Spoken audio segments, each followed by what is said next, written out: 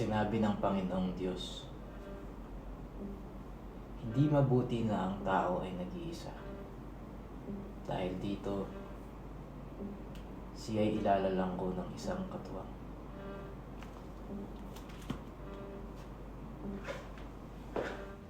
Sino ka? Naniniwala ka ba na totoo ang lahat ng nakasulat dito? Ako ay isang alipin ni Yahweh. Tagapaghatid ng magandang balita. Ano sa tingin mo? Talaga?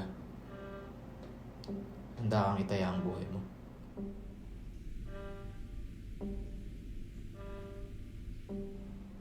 Ako ay isang alipin ni Yahweh. Kung hindi mabuti na ang tao ay nag-iisa, bakit niya kinuha si Eva? Eva?